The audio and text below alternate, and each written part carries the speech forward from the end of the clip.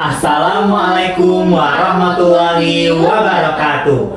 Halo Gizinet, welcome back to our podcast. Di episode kali ini apalagi kalau bukan Beginner Bincang Gizi in the Corner. Sebelumnya kami selaku host pada kesempatan kali ini harus memperkenalkan diri kami terlebih dahulu. Perkenalkan, nama saya Dwi Ismanto dan rekan saya Aliatul Isna ini, kami berdua akan menjadi host pada acara Beginner kali ini. Nah, jadi podcast ini tuh bakal membahas tentang fenomena yang dekat banget di sekitar kita nih Dio. Tapi sering banget, sering disepelekan dan juga dampaknya tuh bisa fatal loh. Kayaknya bahaya banget ya Alia. Kira-kira tema yang kita usung pada episode kali ini apa ya? Karena seperti kita tahu bahwasanya Beginner kali ini udah sampai episode kelima. Luar biasa banget bukan?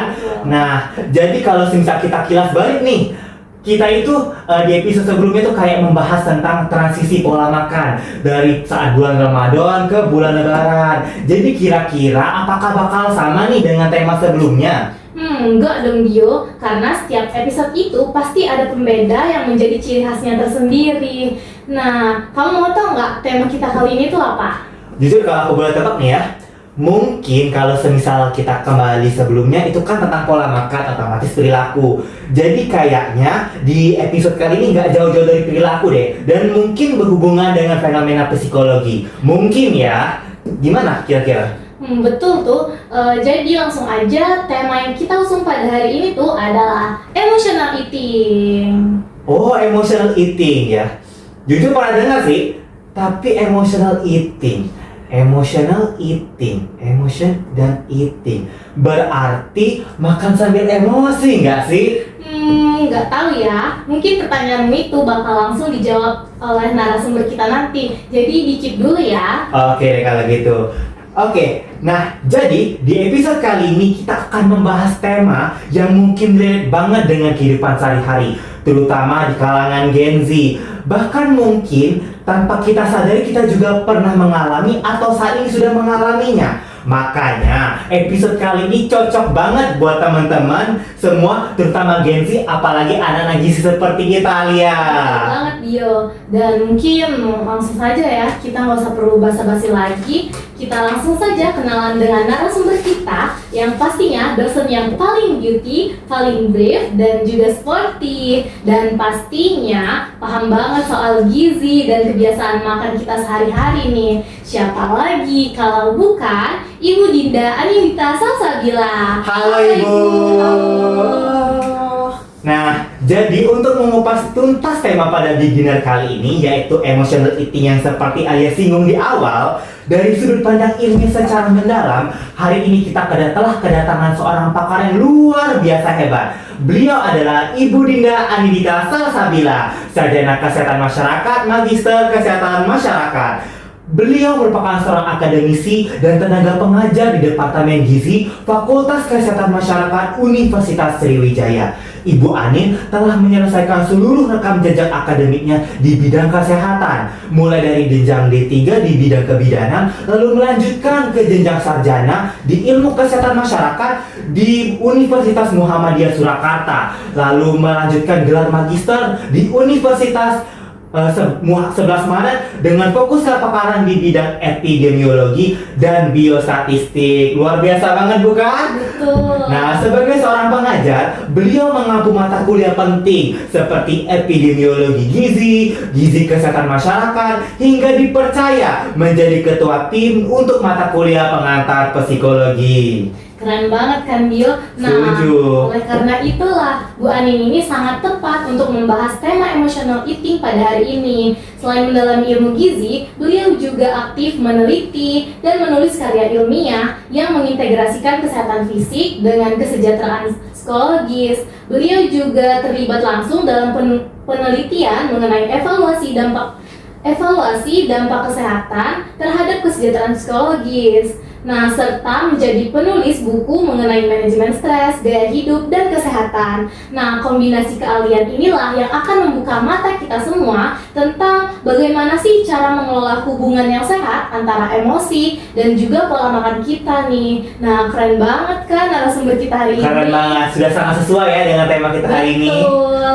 Oke, langsung saja kita sapa kembali narasumber kita yang hebat pada hari ini, yaitu Ibu Anin. Halo Ibu Anin, selamat datang di Beginner. Halo, terima kasih sudah mengundang saya. Iya Bu, sama-sama. Nah, sebelumnya kami juga mau mengucapkan terima kasih sebesar-besarnya kepada Bu Anin sudah meluangkan waktunya untuk bersama kita pada hari ini. Sebelumnya kami selaku host ingin bertanya dulu nih kepada Bu Anin, gimana kabarnya, sehat Ibu setelah melewati fase UAS yang begitu melelahkan? Oke, alhamdulillah sehat. Sebenarnya yang perlu saya tanya kalian ya, kayaknya gimana nih setelah melampaui masa-masa UAS kemarin? Sehat? Alhamdulillah sehat Ibu. Tetap semangat Bu, apalagi sudah ada beberapa hal yang mungkin ya ada ujian tertentu ya seperti itulah Ibu. Oke, mahasiswa ya, ya. Oke. Langsung saja mungkin ya Alia. Nah, jadi nih Bu Anin, di sini kita bakal membahas tentang fenomena yang mungkin sering banget dialami oleh generasi Z atau sebutannya kita tuh Gen Z Bu, terutama di kalangan generasi muda. Berdasarkan CV Bu Anin, Ibu merupakan seorang lulusan sekaligus ahli dalam ilmu kesehatan masyarakat yang pasti paham betul tentang perilaku masyarakat dalam aspek kesehatan, terkhususnya pola makan. Nah, pada kesempatan kali ini bersama kita akan mengulik lebih dalam tentang fenomena emotional eating. Berdasarkan sudut pandang Ibu sebagai seorang ahli dalam ilmu kesehatan masyarakat, emotional eating itu dapat didefinisikan seperti apa sih Bu? Oke, emotional eating mungkin ini sudah gak asing ya di telinga teman-teman. Mungkin teman-teman juga sudah banyak baca nih di paper, artikel gitu ya, atau mungkin mendengarkan di podcast gitu ya. Emotional eating itu lekat banget sama usia kita, usia kalian gitu ya, usia saya juga dewasa gitu ya. Karena kalian gitu ya, masa-masa apalagi sekarang nih, masa-masa UAS gitu ya, masa-masa penuh dengan tugas gitu ya, meningkatkan stresor gak sih? Kalian lebih cepat stres, apalagi tugasnya numpuk nih gitu ya. Kemudian misal tugasnya numpuk, kalian ada banyak mata kuliah, kemudian setiap mata kuliah ada banyak dosen, kemudian setiap dosen ngasih tugas nih gitu ya. Nah terus habis itu kalian pasti akan ngerasa under pressure gitu ya, stres, ya ampun, tugasnya banyak banget nih. Nah ketika kalian stres gitu ya, salah satu sistem neurobiologis dalam tubuh itu berkata bahwa makan gitu ya. Jadi perilaku makan tuh sebenarnya ada banyak teman-teman ya. Ada emotional eating, kemudian ada external eating, kemudian ada restraint eating. Nah kalau emotional eating ini dia tuh perilakunya itu didasarkan oleh emosi. Kita makan tuh karena emosi gitu ya. Entah itu karena kalian tadi stres gitu ya, under pressure, banyak tugas gitu ya, entah kalian galau, sedih gitu ya, mungkin hubungan dengan teman gitu ya, hubungan dengan keluarga gitu ya.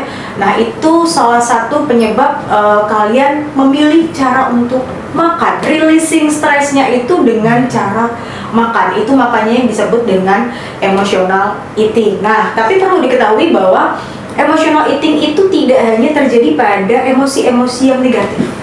Kalian terlalu bahagia pun itu juga bisa mengarah ke emotional eating. Kalian bisa merilis perasaan terlalu bahagia itu menjadi memilih untuk makan seperti itu. Jadi kalau bisa diibaratkan nih Bu, tadi Bu bilang kan kalau misalnya tuh kita tuh makan tuh sebagai jalur release pressure kan. Jadi bisa dibilang nih sebagai coping ya Bu, coping stres ya. Coping stres, mekanisme coping dalam tubuh kita. Ketika kalian stres ya, ketika kita stres atau saya stres atau saya banyak kerjaan gitu, saya akan memilih dengan ngemil gitu ya. Ngemilnya itu ngemil tertentu nih kalau emotional eating gitu, bukan ngemil yang sembarang apa yang ada di depan mata kita ngemil, enggak. Karena kalau emotional eating itu kita akan lebih memilih makanan-makanan tertentu seperti itu. Oke. Tapi kenapa ya Bu, pada saat kita emosi itu kan tingkat stres kita tuh meningkat ya Bu, dan kenapa stres itu sering dikaitkan dengan makan kayak gitu Bu? Dan apakah hal itu tuh normal atau justru bahaya gitu Bu? Oke. Yang perlu diketahui sebenarnya itu tuh proses normal ya di dalam tubuh gitu ya. Orang stres gitu ya, kemudian kita makan. Yang perlu diperhatikan gitu ya, itu kontrol dari kita gitu ya. Kita tuh boleh gitu ya stres terus makan, tapi harus under control. Kalau kebablasan makan terus misal stres makan, ujungnya apa? Ujungnya kita bisa obesitas dan segala macam penyakit degeneratif itu berasal dari kita makan terlalu banyak gitu ya. Segala sesuatu yang berlebihan itu kan tidak baik gitu ya. Nah, itu tadi teman-teman. Nah, pada orang-orang yang stres gitu ya, ternyata banyak penelitian yang menyebutkan bahwa orang-orang yang under pressure, stres, cemas, khawatir, anxiety itu ya, itu cenderung oral fidgety. Tahu nggak oral fidgety? Cenderung lapar mulut gitu ya. Jadi pernah lihat nggak orang-orang yang gugup itu gigit-gigit kuku gitu ya, itu namanya oral fidgety gitu ya. Kemudian apalagi, jadi kalau orang-orang dengan kecemasan gitu ya, itu cenderung gimana caranya mulut itu tetap gerak. Nah, salah satunya ujungnya adalah dengan makan seperti itu. Jadi sebenarnya perlu dihindari atau tidak, yang penting itu dikontrol gitu ya. Karena stres itu kan kita tidak bisa mengontrol dari luar ya, eksternal stres gitu. Kita dapat tugas, dapat masalah segala macam itu nggak bisa ngontrol gitu ya. Kemudian cara ngontrol kita ada dengan makan. Misal kalian memang pengen makan sesuatu gitu ya, boleh saja. Yang penting tidak berlebihan. Kontrol itu kan di bawah kalian sendiri. Oke, Bu. Jadi kalau semisal kita lihat sebelumnya itu, jadi ini normal ya Bu, karena ada aktivitas otak. Nah, jadi gini Bu, tadi Ibu bilang bahwasanya itu emotional eating ini terlibat adanya aktivitas neurobiologis kan Ibu.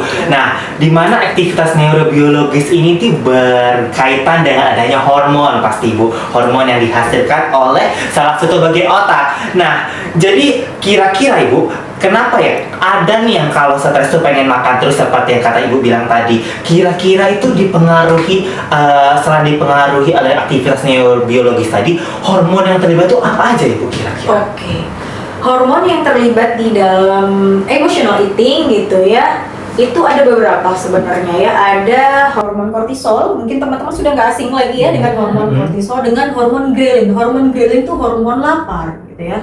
Nah, kalau hormon kortisol ini dihasilkan oleh sumbu HPA, hipotalamus pituitary adrenal gitu ya. Kalau kita stres gitu ya, HPA itu akan merilis hormon kortisol. Hormon kortisolnya meningkat gitu ya. Itu yang akan membuat kita tuh cenderung pengen makan gitu ya. Kita tuh butuh reward gitu loh. Jadi stres itu butuh reward. Gimana sih cara kita merilis stresnya gitu. Nah, salah satunya dengan di hormon kortisol ini makan gitu pilihannya. Nah, kemudian kalau ghrelin nih ada beberapa penelitian teman-teman di luar negeri ya, penelitian internasional itu yang saya baca bahwa ternyata beliau ini meneliti stres pada perilaku makan pada orang-orang yang stres dan pada orang-orang yang tenang. Jadi ketika diteliti hormon ghrelin pada orang-orang yang stres itu ternyata lebih meningkat. Orang-orang yang stres itu cenderung lebih punya rasa lapar gitu ya dibandingkan dengan orang-orang yang tenang. Tapi yang membedakan adalah ketika orang-orang stres itu makan, orang-orang dengan tekanan psikologis ini makan gitu ya, hormon ghrelin itu harusnya kan turun. Kalau kita sudah makan harusnya kan kenyang ya. Nah, hormon ghrelin itu harusnya turun, wajarnya. Tapi kalau orang emotional eating, hormon ghrelin itu tidak turun. Jadi ada perbedaan di hasil penelitian itu bahwa hormon ghrelin di orang-orang yang stres itu tidak turun ketika orang itu sudah makan, sedangkan di orang-orang yang tenang tadi ketika sudah makan hormon ghrelinnya turun gitu. Jadi berarti bahaya nggak kalau misal hormon ghrelinnya nggak turun? Dia kayak alarm gitu kan, alarm lapar terus, kita kasih makan terus, nggak ada stopnya nih gitu ya. Ibarat alarm tuh nggak bisa dimatikan gitu. Nah, kita akan makan terus kok berlebihan, bahaya kan? Itu seperti itu. Jadi memang banyak sebenarnya hormon yang terlibat, tapi yang paling penting adalah kortisol dengan ghrelin ini nih gitu, yang berhubungan dengan perilaku makan kita. Oke, jadi ada hormon kortisol dan hormon grelin nih Bu ya. Nah, gimana sih cara kita bedain antara lapar karena kebutuhan dan lapar karena emosi gitu Bu? Nah, kalau ini sebenarnya gampang aja kalian bisa bedakannya ya. Kalau secara kapan waktu datangnya nih gitu ya. Kalian kalau misal lapar beneran, itu kan bertahap. Kalian nggak mungkin kan tiba-tiba perutnya keloncongan gitu kan, itu pasti bertahap tuh. Misal kalian nggak makan dari pagi gitu ya, terus baru kerasa lapar siang harinya gitu. Tapi kalau kalian emotional eating, itu bisa tiba-tiba kalian dapat tugas, seret, langsung berasa kayak pengen makan gitu. Kemudian yang merasakan, bagian tubuh yang merasakan kalau di lapar fisik gitu ya, lapar yang beneran gitu, itu yang merasakan kan perut nih, perutnya keloncongan. Tapi kalau di emotional eating yang merasakan adalah otak sama mulutnya gitu, pikiran sama mulutnya, ini pengen makan aja gitu. Kemudian kalau lapar beneran ya, atau lapar fisik gitu ya, kita bisa makan apa aja, iya kan? Kalau kita lapar tuh yang penting apa yang di depan kita udah makan gitu ya. Tapi kalau emotional eating, kita akan cenderung memilih makanan-makanan tertentu, yaitu makanan-makanan yang bisa menghasilkan dopamin sama serotonin yang membahagiakan, yang menenangkan sesaat. Seperti itu. Oh gitu ya. Jadi kalau semisal kita kilas balik nih Bu, berarti kalau semisal lapar karena kebutuhan itu bertahap, dan juga kalau semisal kita ada opsi makanan tuh kita oh yaudah, yang penting makan aja gitu ya kan. Sedangkan kalau untuk emotional eating yang didasarkan oleh emosi itu kayak tiba-tiba ada stresor pemicunya, dengan juga tuh kayak spesifik, oh aku pengen makan ini nih gitu ya kan. Nah, tapi nih Bu, tadi kan Ibu sudah menyebutkan ada istilah oral vegety ya Bu, dimana seperti itu kalau misal orang tuh gigit kuku kalau susah dan gugup. Nah, kita tuh kan tahu nih bahwasanya kalau semisal orang yang menggigit kuku tuh biasanya di kalangan anak kecil biasanya kan. Tapi jika kita kaitkan dengan emotional eating, apakah fenomena ini tuh dapat terjadi karena sebuah tuh bentuk kebiasaan yang sudah terbentuk dari kita kecil? Oke, baik.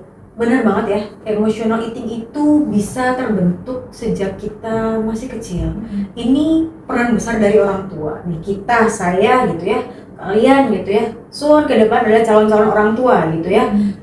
Nah, kalau teman-teman lihat fenomena sekitar gitu ya, mungkin melihat di vlog atau mungkin ya banyak lah sekarang video-video yang beredar gitu ya. Banyak orang tua itu yang memberikan kompensasi atas emosi anak itu dengan makanan, betul nggak? Betul. Misal, cup, nanti mama kasih es krim, gitu ya. Misal mamanya mau berangkat kerja atau papanya mau berangkat kerja, anak itu kan menangis, emosi gitu ya. Dia mau lakukan emosinya dengan menangis gitu ya.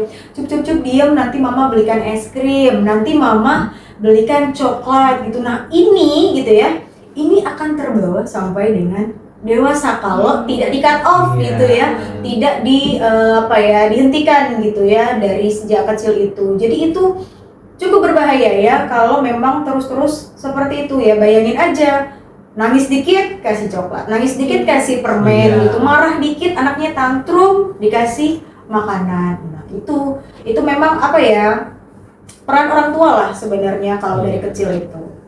Tapi Bu gini ya, ada tuh kalau semisal orang tua tuh memberikan reward kepada anaknya itu di saat anaknya itu meraih sesuatu misalkan. Misal nih, ini berhubungan dengan reward and punishment Bu. Jadi misal ada anak yang misal, mah pak aku dapat ranking 1. Nah terus orang tuanya nih, oh anak mama papa pinter gitu lah kan, sini mama kasih kamu mau apa gitu. Terus si anak tuh bakal termotivasi Bu untuk terus lagi belajar, terus berprestasi, sehingga ujung-ujungnya ini tuh bakal menjadi ke suatu motivasi. Oh kalau aku rajin belajar, imbalannya dapat makanan nih. Kira-kira itu termasuk baik atau buruk ya Bu? Ini harus dilihat lagi dari sisi mananya nih, makanan yang diberikan seperti apa gitu ya. Jadi kalau misal dia dapat reward nih, oh nanti kalau misal kamu ranking 1 nak, kita akan makan di restoran A gitu.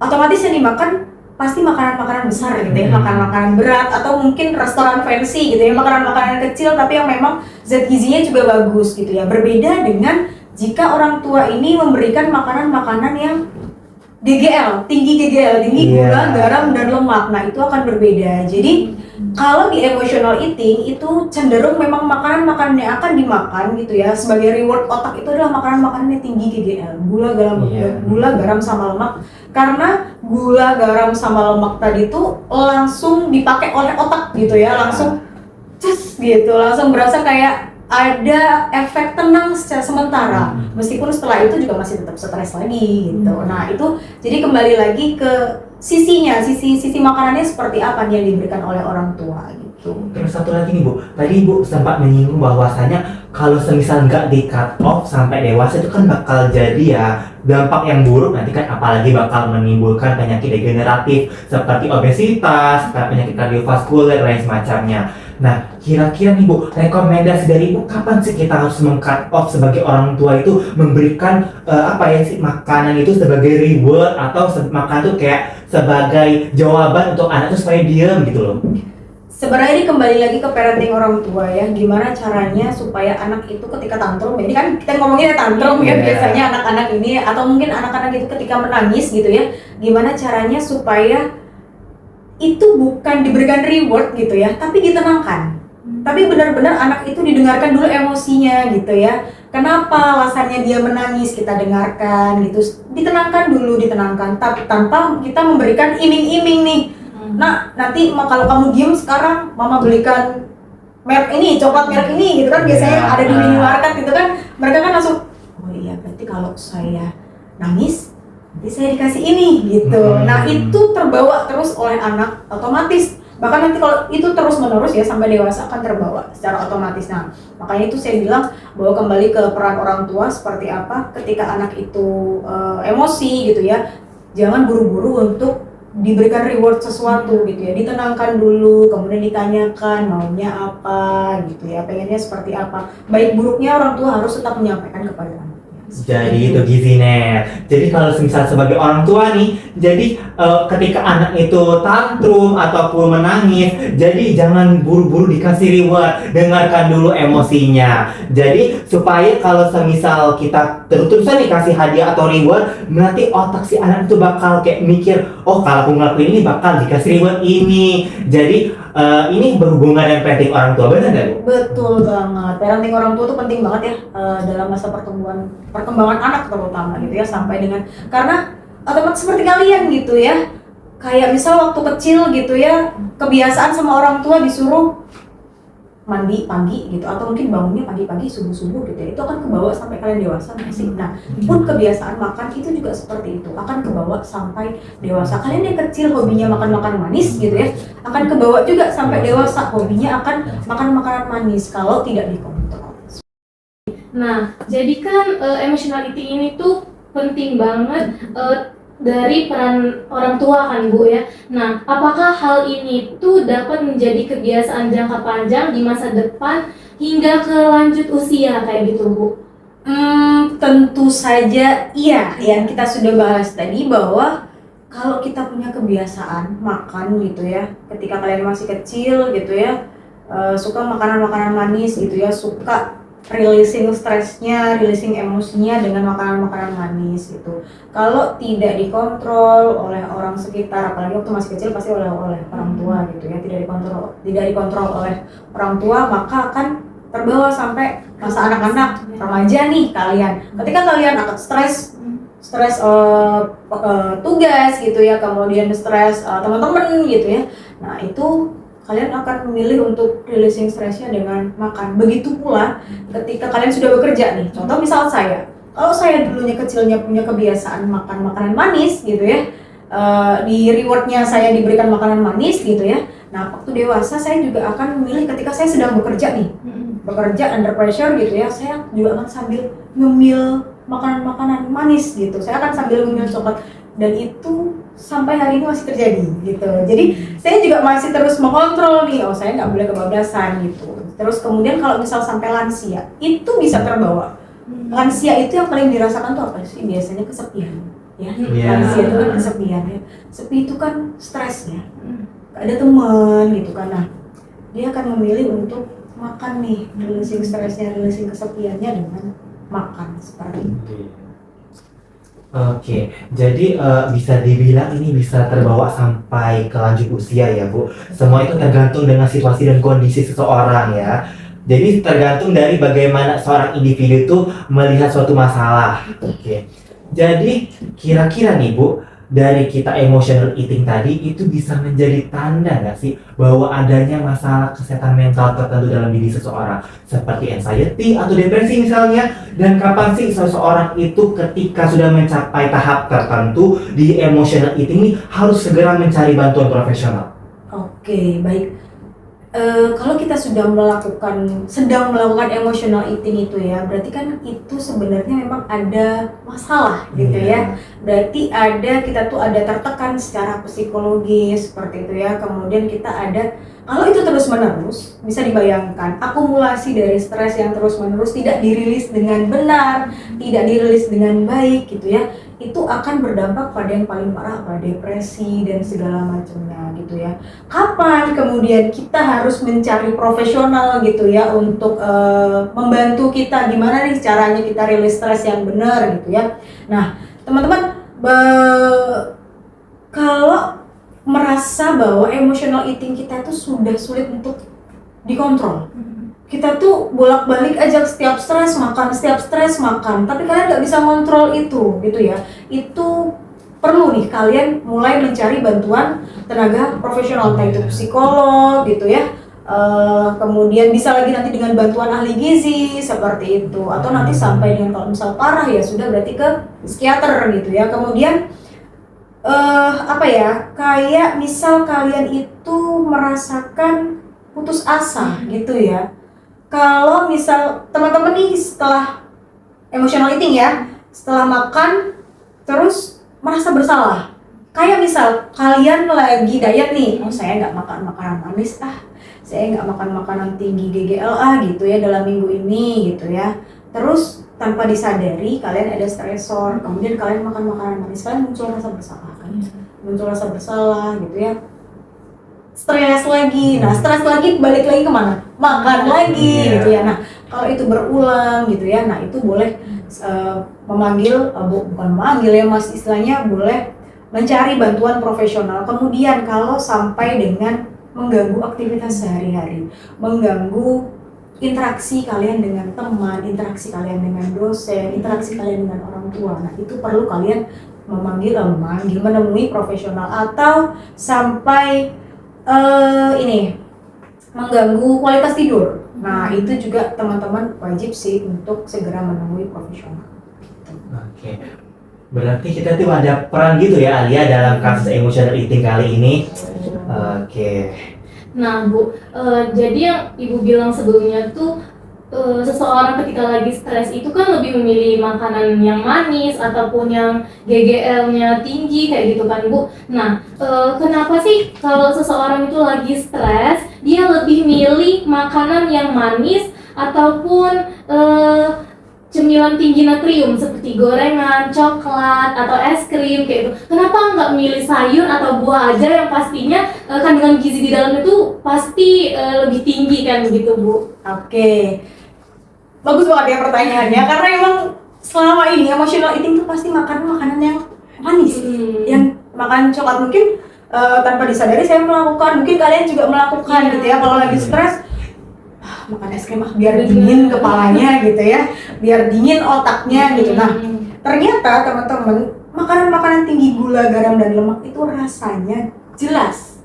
Paham nggak maksud saya rasanya jelas itu? Di otak tuh kita langsung nangkep ini rasanya manis gitu ya, ini lebih memuaskan gitu ya, manis terus asin, kayak misal makan seblak nih gitu ya, asin gurih gitu kan, itu lebih memuaskan daripada kalian makan sayur. Ada nggak rasanya kalau makan sayur gitu ya? Nah kemudian otak kita ketika stres itu butuh cepat tenang. Yang tadi saya bilang dopamin sama serotonin itu berperan gitu ya. Ketika kalian kasih coklat gitu ya, itu dia langsung cepat tenang gitu ya, cepat sesaat aja tenangnya sebenarnya seperti itu. Oke, jadi bisa dibilang itu kalau orang yang mengkonsumsi GGL itu bisa menjadi indikasi ya Bu. Kalau misal sering nih, itu bisa menjadi indikasi bahwasanya itu dia itu bisa terkena emotional eating mungkin.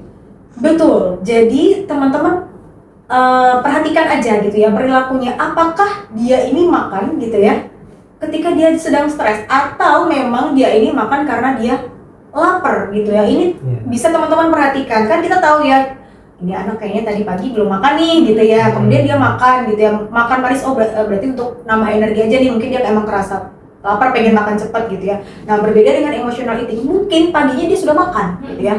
Paginya dia sudah makan, tapi kemudian ditumpuk tugas, dia makan lagi, dia makan yang lebih manis gitu, dia makan ice cream dan segala macamnya gitu.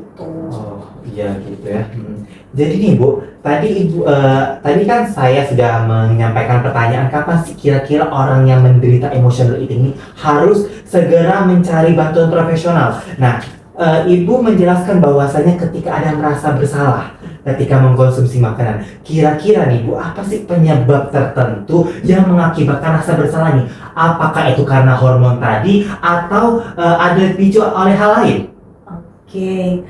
Perasaan bersalah itu sebenarnya berasal dari perilaku kita gitu ya. Perasaan bersalah ini adalah pergolakan batin kalian gitu ya. Pergolakan batin saya ketika saya sudah berniat untuk saya makan sehat gitu. Saya makan sehat nih, saya mau makan, misal dalam minggu ini kalian udah food prep gitu ya. Food prep di kulkas gitu ya, makan makanan sehat. Kemudian ada stresor dari luar gitu yang menyebabkan kalian galau, yang menyebabkan kalian cemas gitu ya, yang menyebabkan kalian khawatir dan segala macamnya. Kemudian kalian ingkar terhadap janji kalian mau makan sehat selama 1 minggu itu. Misal kalian ingkar terhadap komitmen kalian untuk memakan sehat, kemudian kalian makan yang tidak terkontrol tadi, makan makanan tinggi GGL yang tidak terkontrol, kemudian setelah itu kan kalian pasti, kok saya makan ini gitu ya.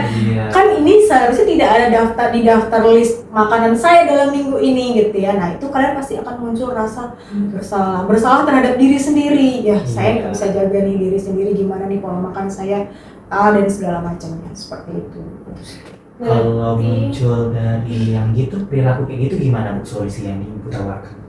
Maksudnya? Jika nih kita sudah melanggar komitmen tadi, misalkan kita, aku mau berjanji nih mau makan sehat misalkan, tapi di suatu atau lain kesempatan, tergiur makan manis nih, ujung-ujungnya ingkar. Kira-kira itu kita harus mengulang dari awal atau gimana Ibu? Sebenarnya kalau teman-teman bisa mengontrol itu tidak perlu mengulang dari awal, karena itu kan saya bilang tadi wajar ya, normal, karena kita nggak pernah tahu ya stres itu datangnya kapan. Kita nggak pernah minta ya stres itu datang gitu ya, tapi tiba-tiba itu datang, kemudian secara otomatis gitu ya, kalian menginginkan makanan yang manis, kalian butuh pereda sementara gitu ya, pereda stres sementara, kalian makan makanan manis gitu. Yang penting adalah under control. Oke, saya makannya coklat misal sepanjang ini saya cuma makan 1-2 cm gitu ya, 1-2 cm atau 1 potekan coklat gitu misal. Kemudian saya stop gitu ya, saya kembali ke makan seperti biasa. Kemudian atau mungkin saya merilis stres saya setelah saya makan sedikit tadi, makan manis sedikit, saya memilih rilis stres dengan hal yang lain misal. Kan banyak sekali kan releasing stres itu sebenarnya. Cuman yang paling dekat di mata itu biasanya memang makanan. Menarik sekali ya berarti tentang emotional eating ini. Nah, menurut Ibu sendiri, emotional eating ini tuh berbahaya atau enggak ya Bu? Dan apa alasannya menurut Ibu? Oke, emotional eating ini berbahaya atau tidak itu tergantung ya. Dan kalau emotional eating ini berlebihan, berulang terus menerus, kita bayangin aja misal makan coklat terus menerus, stres. Misal kita stresnya panjang nih, gitu ya. Kalian ini kan tugas banyak gitu ya, teori banyak gitu. Tapi kalau kalian larinya ke makan terus gitu ya, makan makanan tinggi GGL terus, dampaknya apa coba? Dampaknya kita bisa ke obesitas, kenaikan berat badan gitu ya, kenaikan berat badan, overweight dulu nih. Misal overweight kemudian obesitas, kalau terus aja nanti penyakit yang lain, diabetes, mellitus, kenaikan gula darah gitu ya. Kemudian kita akan mengalami kayak gangguan makan ya, kita binge eating ya. Pernah dengar nggak? Jadi makannya terlalu berlebihan gitu ya, makan terhadap sesuatu, makan sesuatu terlalu berlebihan. Kemudian pasti kesehatan mental tuh memburuk ya. Tadi yang saya bilang, kalian habis makan stres lagi, merasa bersalah, stres lagi, makan lagi, gitu aja repeat. Nah itu yang paling bahayanya sih ya ke arah penyakit degeneratif ya tadi ya, obesitas, kemudian pasti nanti diiringi dengan tekanan darah tinggi gitu ya, apalagi kalau ditambah lagi dengan diabetes mellitus. Nah itu lebih berbahaya karena tingkat kematiannya juga cukup tinggi untuk penyakit degeneratif ini. Oke. Jadi Bu, untuk sebagai upaya nih dalam menghindari penyakit degeneratif seperti tadi, di mana diabetes mellitus dengan penyakit kardiovaskular itu kan bisa dibilang berbahaya. Terus juga Ibu tadi menjelaskan bahwasannya yang reward atau sebagai coping stres tadi itu yang paling dekat dengan mata itu adalah makanan. Nah, kira-kira Ibu ada nggak sih alternatif lain sebagai coping stres selain makanan bagi penderita emotional eating? Banyak banget. Sebenarnya kita tuh mau ngerilis stres tuh banyak banget caranya ya. Saya ada baca dari American Counseling Association gitu ya. Ada 100 cara untuk merilis stres. Itu ada banyak, ada mulai dari cognitive strategi, kemudian ada creative strategi, ada secara environment strategi, kemudian apalagi ya, ada dari physical strategi. Kalau misal environment strategi itu contohnya kayak kalian suka nggak mencium aromaterapi gitu.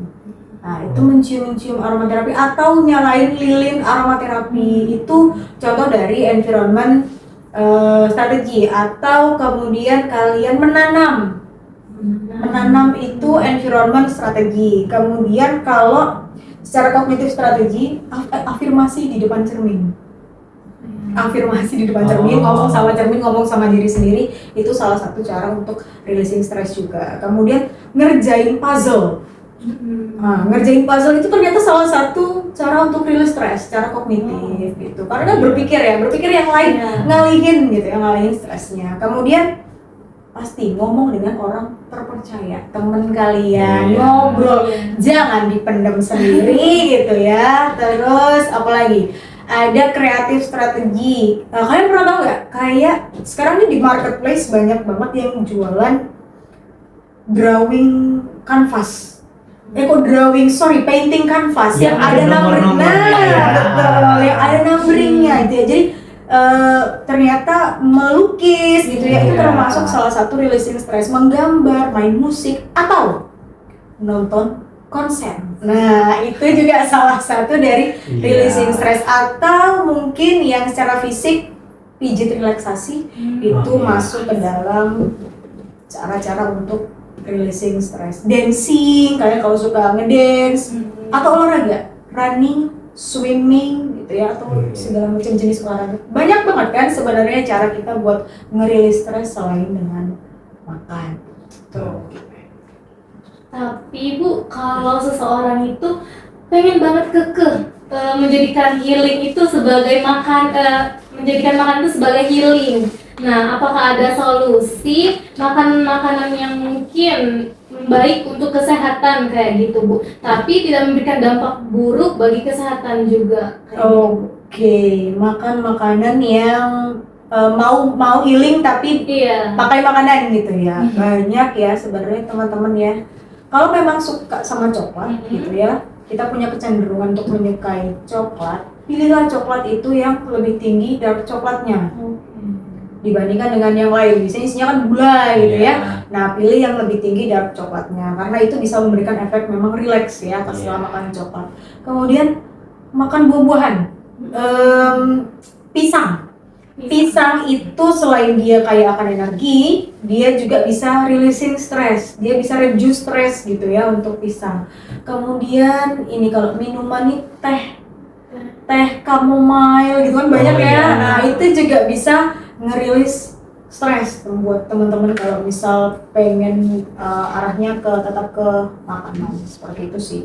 Oke, jadi itu gizinya banyak banget nih opsi makanan yang bisa dijadikan alternatif bagi teman-teman yang bisa kalau ada suatu healing nih tetap mau menjadikan makanan itu boleh banget. Contohnya itu kayak coklat, pisang, benar kan Bu? Oke. Oh iya, ada tambahan lagi.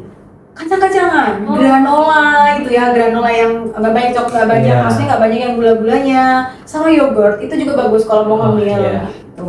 Kalau yogurt tuh mungkin bisa dijadikan alternatif sebagai es krim Bu. Betul banget, Iya. bisa dijadikan dimasukin di Iya. freezer gitu ya, jadi Iya. beku gitu ya. Nah, betul banget, bagus banget idenya ya. Oke, yang terakhir nih Bu. Kira-kira nih, apa tips yang dapat dilakukan agar tidak kebablasan makan di saat stres? Oke, biar nggak kebablasan makan di saat stres, teman-teman. Jadi, ketika kalian stres gitu ya, kalian pasti pengen makan nih. Di sini ke warung es krim nih, gitu ya. Iya. Sebelum itu tunda dulu 10 menit, 10 sampai 15 menit tunda dengan minum air. Minum dulu air gitu ya. Kemudian duduk, misalkan lagi berdiri, lagi emosi gitu ya. Duduk gitu ya. Minum, tunggu 10 sampai 15 menit. Jika memang masih terasa lapar gitu ya. Oke, berarti itu lapar. Kalian pengen makan. Boleh, silakan. Nah, kemudian cek juga kalian harus ini under kontrol kalian ya. Kalian tuh emang ngerasa lapar, hungry gitu, atau kalian ngerasa angry, atau kalian ngerasa lonely gitu ya, Iya. atau kalian ngerasa tired gitu ya, atau kalian ngerasa capek yang gitu. Nah, itu kalian harus mengenali diri kalian sendiri. Kemudian ini, jangan taruh cemilan yang tinggi GGL dekat dengan kalian gitu ya, atau jangan nyetok gitu ya, jangan sengaja nyetok coklat. Kalau stres mak berarti kan emang sudah punya pikiran bahwa nanti kalau stres makan coklat gitu. Nah, jangan. Kemudian mungkin siapkan camilan-camilan sehat itu tadi ya, memang untuk pengganti dari makanan-makanan yang tinggi GGL seperti itu. Intinya itu tetap self control ya Bu. Betul banget. Ada di kita soalnya kontrol dari makanan itu. Oke nih Bu, jadi itu saja ulasan pertanyaan. Kira-kira nih yang mau nyimpulin siapa ya? Atau aku atau kamu? Kamu aja dah sih. Kira-kira gitu. Nanti tambahin aja ya kalau ada suatu atau lain kata terlewat. Oke.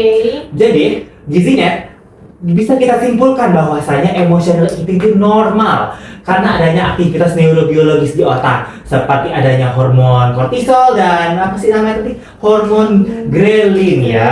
Oke, hormon ghrelin. Jadi intinya itu dalam mengatasi suatu fenomena itu emotional eating diperlukan namanya itu self control. Nah, dimulai dengan adanya mengganti solusi alternatif nih jika memang itu memang kebutuhan pengen makan nggak bisa diubah, maka ubahlah alternatif makanan seperti makanan yang tinggi serat, makanan berwarna seperti buah-buahan, ataupun jika pengen kekeh nih, pengen coklat, pilihlah dark coklat karena tinggi akan antioksidannya. Lalu ada juga kalau mau es krim bisa diganti yogurt mungkin.